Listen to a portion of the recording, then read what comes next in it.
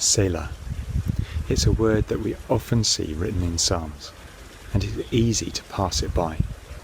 But it's there for a reason, and one that is especially important at the moment.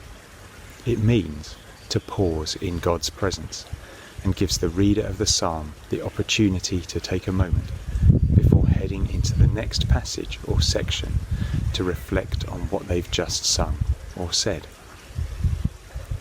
In Psalm 3, it's used 3 times by David. O Lord, how my enemies have increased. Many are rising up against me. Many are saying of me, there is no help for him in God. Selah. But you, O Lord, are a shield for me, my glory and my honour, and the one who lifts my head.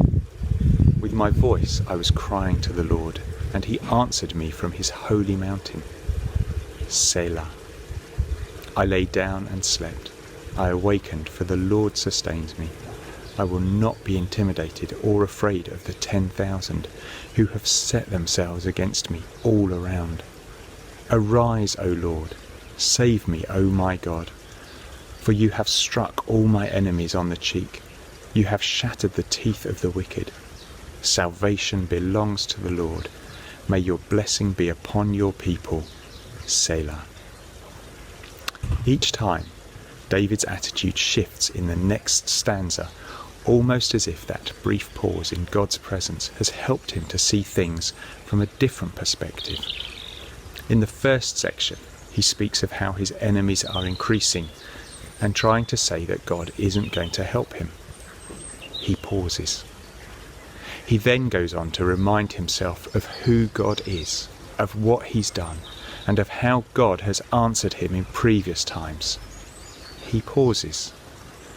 And in the final section, he declares his confidence in God to be with him in the present, to help him against his foes, and that salvation or help belongs to Yahweh. And he pauses again. In the same way, Jesus pauses at significant times in his ministry. It's particularly true of him in the Garden of Gethsemane, where he pauses in the Father's presence, but each time he says, My Father, if it is possible, may this cup be taken from me, yet not as I will, but as you will. It's a different situation to David's, but their actions are the same under pressure. To seek God and pause in his presence. For some of us, we may feel that there is no time to pause for anything, let alone to pause in God's presence. For some of us, we may feel that there is too much time available, and so we seek activity and action rather than pausing.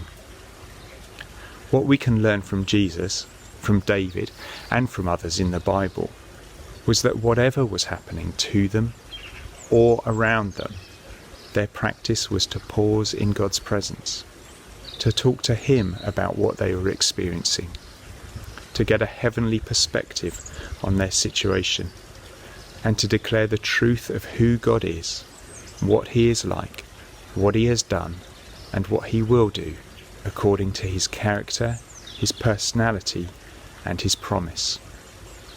So how do we, or could we, build Selah moments into our day and into this current global situation, when we can pause in God's presence?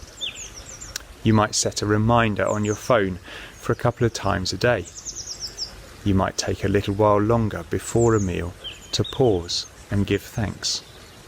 You might use the time when you first wake, rather than hurry to look at your phone or turn the radio on, to pause as the day starts. Or you might put some visual clues around the house. A simple note that just says, Selah. However you do it, take the time to pause in God's presence, even for a moment. Readjust your perspective and be reminded that God is with you in your situation as you are with Him in the pausing. Selah.